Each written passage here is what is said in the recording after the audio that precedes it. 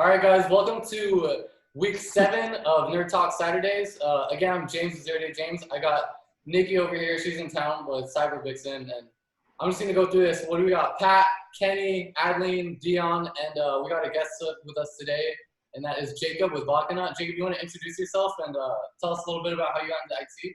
Sure, yeah. So my name's Jacob Penovich. I go by the handle Vodka on most platforms, sometimes with or without 3 sevens, depending on if someone stole my handle. So I work right now at Raymond James Financial in a new program called Secure Design Consulting. So we're kind of a new startup internal program that's under governance, risk, and compliance. And we work with the project teams to make sure that they're introducing security really early on, rather than trying to come up with a solution at the end. So I do that. I'm also a freelance pen tester. I do some technical editing work, and I've started to create a lot of open training platforms to try to get a lot of the knowledge out there for the local community. So I partnered, there's a local cybersecurity guild where we're at in Tampa, Florida called the Undercroft, which got their swag and their little poster in the background. But it's a member-led training. So you'll have different people, red team, blue team, different people doing policy talks that all offer up the free training courses, and there's some members-only special things that we get to do too. So it's been expanding out. We're doing some really cool stuff there. But yeah, I was listening to some of the previous episodes, and actually I think I took a similar path to a lot of people here. So I started off as a kind of pastry chef, and I was considering going to culinary school. And there was this advertisement on the radio for the school called Fast Train. This was probably about 2004 or so. Yeah, they're gone now. But, yeah. So I went there. It was like 10 grand. My dad helped me co-sign and ended up screwing up his credit, but I got like my A+, M+, MCSE, and CCNA, and then I went and got a technical job at America Online, where we'd be the support center when people couldn't get online. And from there, we moved over to like Verizon Business, and then went to a company here locally called Creative Recycling. And that's where really my IT career and info security career first started off, because this was like before it was a career field. So they were an electronics recycler. So when people get rid of their computers, we would come out, pick them up, wipe them, refurbish them, resell them. So I started there building about like 120 computers a day, and really getting my feet wet, like actually building up rigs. I was doing some gaming rigs on the side for people, and we got into a situation where we had a bunch of customers that needed all their data wiped securely. So that's when I started getting into like data security.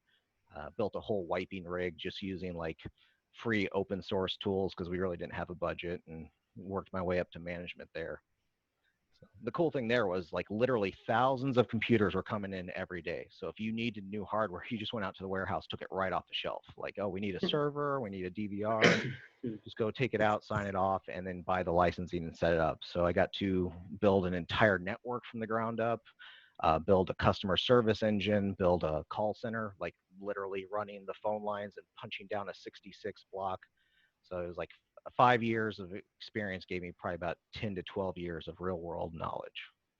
That's awesome. And I have a question about, and when you had your 100 machines, how did you deploy them? Did you automate that like with WDS or SSCM or anything like that? Or was... So I used FOSS, free open source ghosts, or FOG rather. And so it was basically just doing like a PXE boot of the PXE boot. Yep. Yeah. Yep. So like they would spin up, we had a little server going, it would wipe the drives, and then I had a script that would record the log. So we'd have like the serial number of the hard drive, the number of sectors, and how many passes we did. Because a lot of people get hung up on this DoD wipe that everyone wants, which the DoD wipe hasn't existed since '97. It's not a thing. Yeah. It was. Did you use Blanco for that? They were bought, and we tried to use them, but they were very cost prohibitive because they got smart. You used to be able to do like a site license where you paid like 10 grand and you could do every hard drive. Now it's like $1.50 per hard drive. Yeah, that's funny because I did exactly the same. Exactly the same job. Yeah, we had really no budget, so it was funny too, because like the way I got into cloud was we started when Rackspace was first getting big. We moved a bunch of our servers up to the cloud platform, and like a week after we had our entire cloud set up, the building caught fire, burned down. we were able to drop ship a bunch of thin clients, and we were back up and running in less than 24 hours. Just me and my boss. His name was Mike Caesar. So I'm like, that was my first experience with like a real DR scenario. Can we get it up? And we were down for less than 24 hours. We were able to service our customers. And those are like all sorts of little things like fires and earthquakes and stuff with stuff I was learning in my Security Plus. yeah. Just actually deal with that. It sounds pretty cool. Wait, hold on. Just to run it back, what exactly is the DoD wipe that you were talking about? So yeah, so the DoD wipe used to be like when hard drives were a certain size, you'd have to do multiple passes to make sure you zeroed out all the data. So it used to be 3 standard wipes, but you know, Yeah, just correct. random or pseudo-random data. Since then, they've now gone to, if it's government related, physical destruction, because there's just too much of a risk. So yeah, there hasn't been a DoD wipe for years, and most people, if you're doing 1 or 2 passes, like it's going to cover, you know, a majority of the stuff. It's more cost effective for someone to infiltrate your organization and get the data out than to try to get your hard drives. But it was scary. Hey Jacob, I actually heard Yeah. you talking. For one, I'm actually in Lutz. I didn't know you're in Tampa. yeah. Well, I'm in Safety Harbor. So. Oh, okay. Yeah, you're down the street. So Yeah. I actually do DoD, and that's what we do with our hard drives. We used to do the 3 wipe, and now they just come on site, shred them. Yeah, so it's so much easier. Yeah, and we have to keep track of that because of NIST and all that good stuff. Oh. So yeah, Yeah, it's not I fun. remember the first time I tried to use one of those little plate degauzers, no one told me you had to like hold the hard drive to the magnet. So like I was at Florida Power and Light at the time, and I was wiping the hard drive, and it just went flying across the room like a bullet. Yeah, and from there, I really got into the information security side. I was working as a manager there, and then I started working at MSP locally, and that's when I got into like network security and a lot of the penetrations testing. And it was cool because they were a small organization, kind of like a startup. We had maybe 30 employees.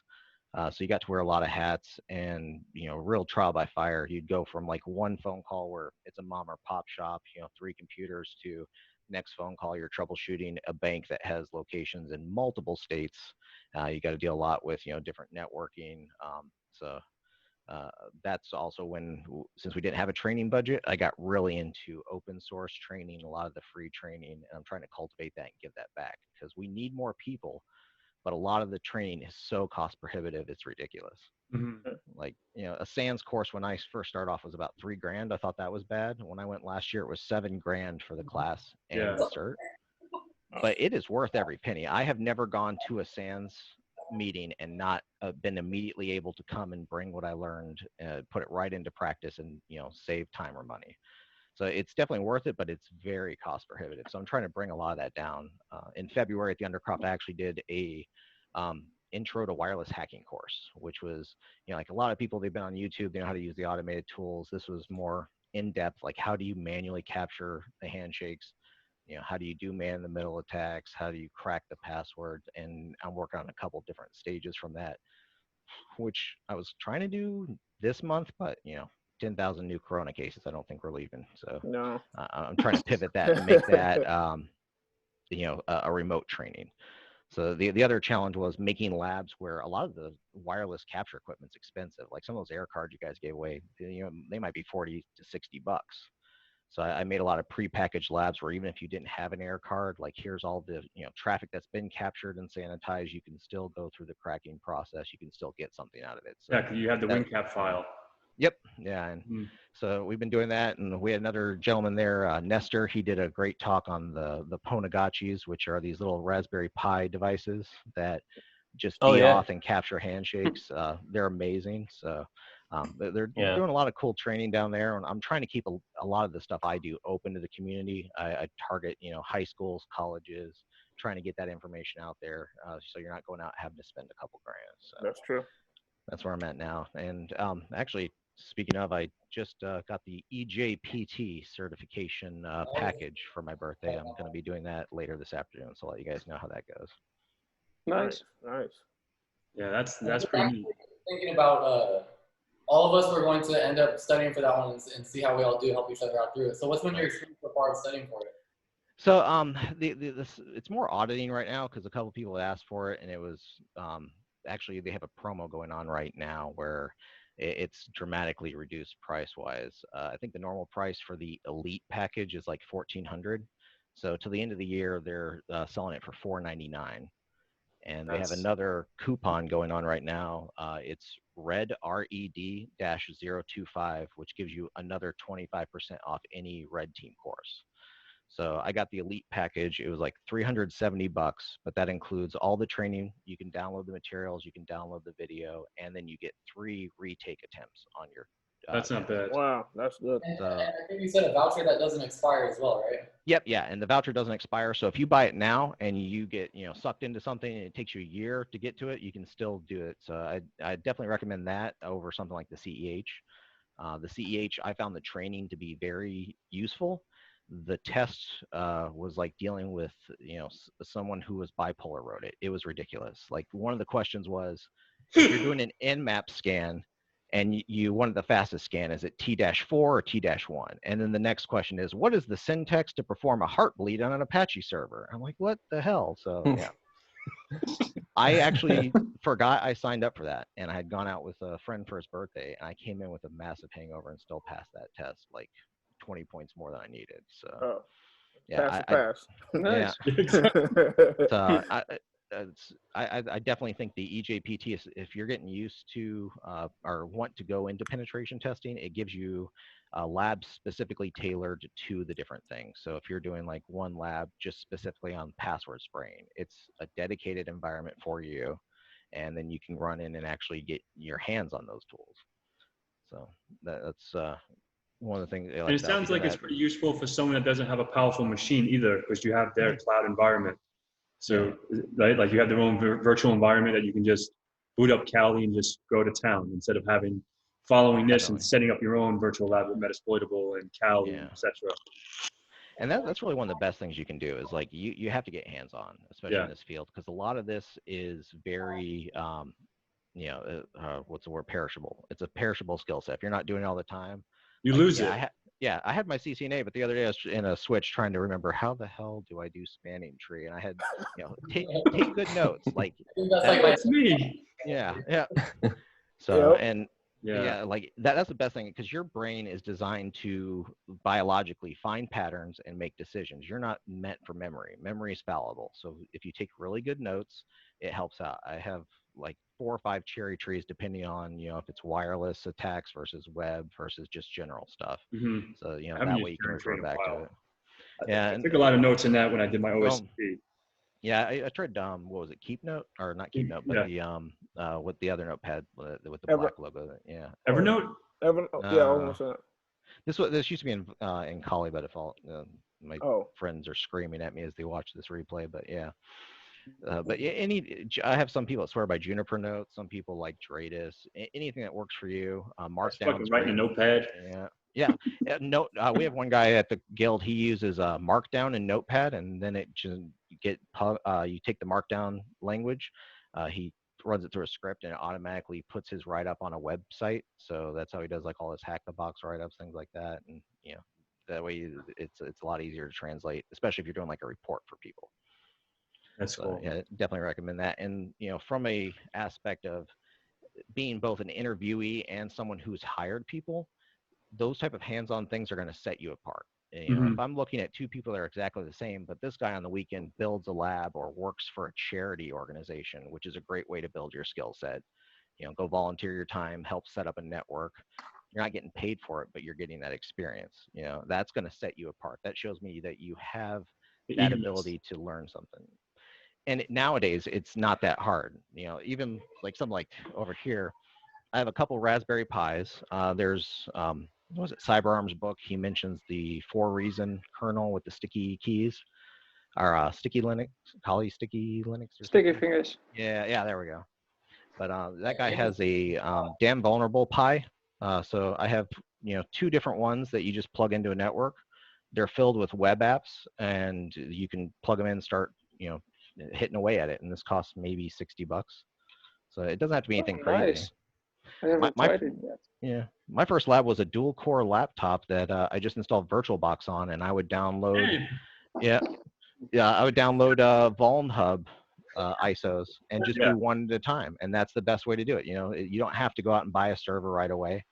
If you want to save some money, pro tip, go to pawn shops right after Father's Day or end of the year school sales. Because people get brand new stuff, they throw their old stuff away. It's great if you're doing data forensics. You'd be surprised what you find on these people's computers. But you know, one of the things I like to do, if you go to like a tower there, go on the back. It's a little shady, but flip the power switch from the 120 down to the 220 voltage, and it won't power on. And then you're like, hey, I'll give you $50 for parts. You know, they probably ripped the person off trying to get that computer anyway, but now I got a, you know, an ESXi box or a Proxmox server for my home lab. Yep. That's clever. You should do that here. Switch the and- power. You can't do that there. We have 230 here. Yeah, it's the same thing. Yeah, switch it to 120. 120 will usually give you like a BIOS message or something crazy. Or you guys might see pretty white smoke though at that point. Yeah, it's gonna pop. Yeah. We've done that.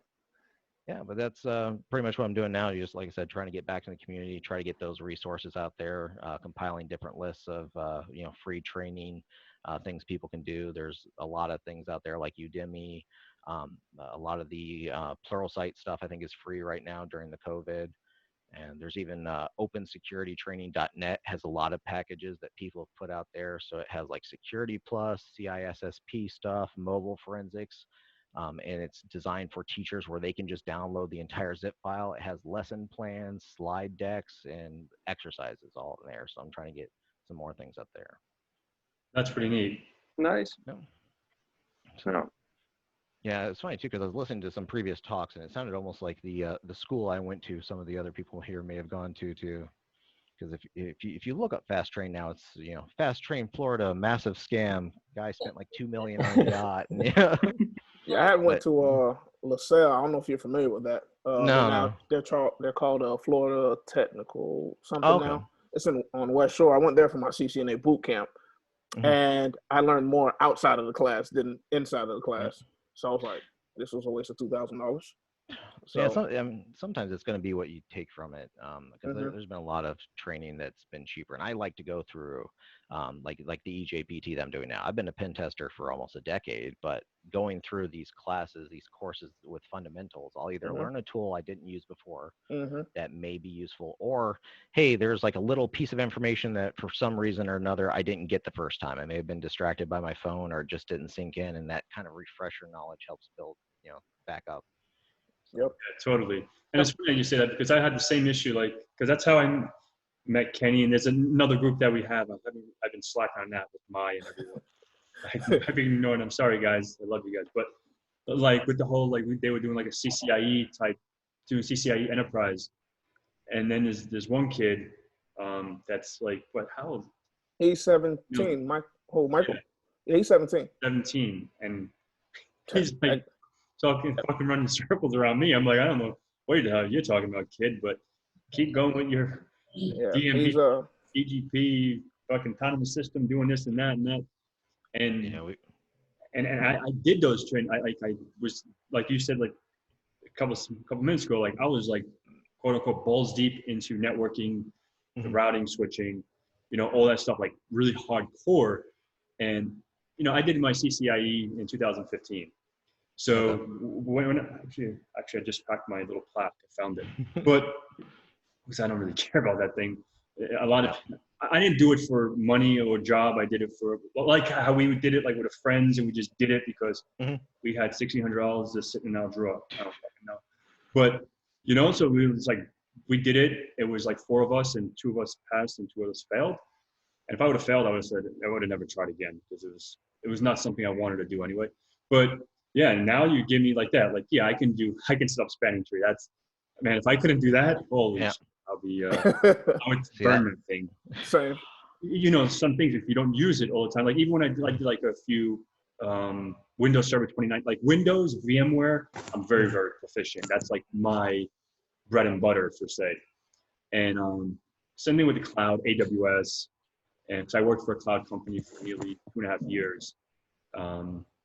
So doing a lot of VMware, NSX, you know, all that world of things. And sometimes if you don't use it, like now the company I'm in, it's a smaller company. it's like one host, you know, Yep. 5 servers, 5 VMs, 40 users. It's like, you know, like you don't really get to use, like, for example, WDS, you know, these kind of utilities that I'm used to using in an enterprise. Now I'm trying to, you know, I'm not Yeah, I trying to mean, convince they'll someone. have maybe a print server and like a network share. Like, That's exactly they it. don't need a whole lot. Yeah, and that's it. Like the predecessor was like manually mapping drives. I'm like, fuck this. I just wrote a batch script and just did Yep, it. exactly. And but I guess when you have, like, you know, 5 drives, it's like right click, whack server name, whack share, connect, and you're good. You're good to go for, like, you know, it's easy to do that. You know, 10 minutes, 5 minutes, you can get 5 drives mapped instead of, you know, maybe, you know, and just to automate it, or you can just go into Active Directory, create a group policy, you know, go to preferences, add a new map drive, create your drives, and put it to the UNC path, and call it a day, do GP update / force, and you're good to go. And so, Yeah, I agree. By access, like who should be accessing what drive based on their department, and you have more control of the GPO. exactly, yeah. But that's tricky, that you said, because a lot of people, and it was funny because I was talking to a friend the other day. I'm not going to put him on the spot, but a lot of people think they know Windows permissions, right? But a lot of people don't differentiate share permission versus NTFS permissions. So if I create a share saying whack server name whack Jacob, right? And Jacob, I have a document, but now I created NTFS. I gave him permissions, but now if he goes whack server name, if I didn't give him the share permission, he's not going to be able to access it. So then it doesn't take precedence over the NTFS share. Right. Yeah, and even with local shares, and once Totally. you expand out to like AD, like if you have you know, your AD trust set up incorrectly, then you have other people that have access, because in their side they're given permission to read all from whatever AD group that, you know, you have a trust relationship with. So. Totally. So everyone thinks like Active Directory is super easy. They just think it's right click, create a fucking user, and you know Active Directory. People don't even know what ADSI edit is. It's like, you don't know AD, dick. You know, like, you don't know. Well, and the other side too, like a lot of the automation, I like to preach that, and people are like, oh, you know, you learned all this stuff, and it's like, yeah, I'm not like a programmer. I know some scripts to make things easier, specifically because I am lazy. I don't like to do things 100 times, so I try to teach that Tao of laziness. Like, do it right the first time. You don't have to go back 5 other times. You know, people give me stuff like, you know, why are you doing this stuff on the weekends in your lab? Because I'm going to break it here rather than break it in production and then have my phone blow up and not be able to sleep. And, you know, there's even other little things. So like one of the things I was trying to build out for the 2nd level Wi-Fi class, I get the question a lot, how do you practice Wi-Fi? Because you can't just go out and de-auth your neighbors legally. I mean, you can just, you know, so hey, goes Dion. So there was an article I saw on Medium. For that. Yep. I think it was either Medium or Nullbyte. They had an article where these group of people came up with a game called the Chicken Man game. And what it does is like you have a little access point that you connect to, and it's got a SSID. You crack it, get in. There's a little web page with 3 buttons, like red team, blue team, green team. You hit the button, the light lights up, and then that team starts scoring points. And then the SSID resets to a harder password, and you have to go all over again. So you set up a couple of these. So I actually went through and created a little platform that you just soldered together. We have about 20 of these little things that you put out, and now we have 20 access points. So yeah, that's pretty sweet. So I'll be like, you know, putting up diagrams. That's based on it's based on ESP32, I think. Yep, exactly. Yeah, it's ESP32 micro, and then we have some full size ones like on a breadboard. So I was going to just, you know, walk people through how to. A Node MCU. Yep. So yeah. We have them set up, and pretty nice. You have some WPS capabilities there. 10 minutes. Yeah, exactly. So. Yeah, so you can set up like 20 of those, and then you can practice all day and not go to prison because, you know, you're not technically violating FCC guidelines. So. Cool. It's funny, you guys were mentioning how if you don't use something, you lose it. That happened just the other day. I had to create a folder, and they wanted people, you know, a group of people that have read-only and people.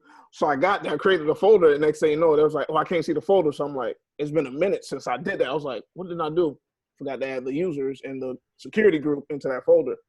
So, you know, so I go back. I'm like, my thing is, I know the Active Directory side, but I don't use it often because I'm always on the networking side.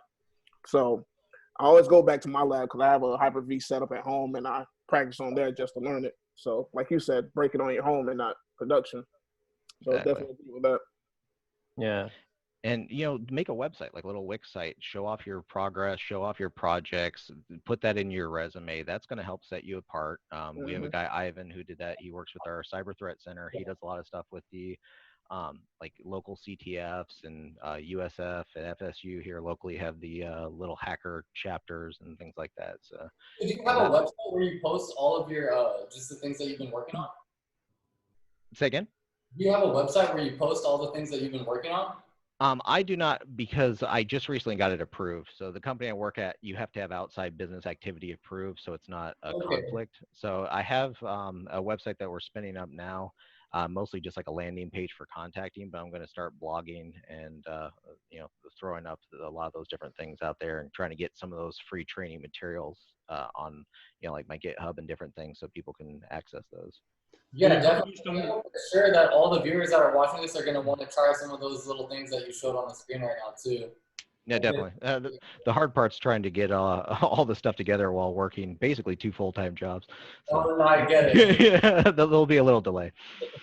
Yeah. No, but and Jacob, how come you don't put like a YouTube channel together and just put some stuff out there? I've looked at it. Mostly just time right now. So it's kind of weird too, because I went into the career field and then ended up going back to school a couple of years ago because I got through ISC Squared, the people who do CISSP and SSCP, the local chapter, I got a full ride scholarship to go back to school, which was amazing. So that's what, I went back, finished up my bachelor's, just finished up this year. So now that I have that free time, I'll probably start looking into doing something more like that. Yeah. And that'd be cool. Then you can actually make, Udemy courses for free, or you can make a couple of dollars. Like, what's his name? The Cyber Mentor? Oh, yeah. Heath. Yeah. Heath Adams? Yeah. And his course I definitely recommend as well, just from someone who's been in the field. He does a good job of, just slow explaining and, how to build your own AD lab. So I haven't seen his stuff, but pretty good. That's what I was telling Adlene about. Yeah. I liked his Linux one better than the Windows one. The Windows one only because it overlaps a lot of the stuff that was in the new OSCP materials. So there was a little bit of overlap, but I think if you've never been exposed, that would be a great course to take. I actually bought both his practical penetration testing, the Linux privilege escalation, and the Windows. Obviously, I hadn't had a chance to take a look at any of them. But yeah, of course not. That's what James does. Oh, yeah. I think between that and Humble Bundle too, check those out. Yeah, if you want to know James, he buys things and lets it collect dust. Yeah. You see the most recent one that's collecting dust right now is this capture card that was supposed to be this figure right now. That's awesome. That's what's gonna happen to his giveaway. Yeah. Didn't work. Who wants it? Dion, what's going on with you, brother? Yeah, I'm doing all right.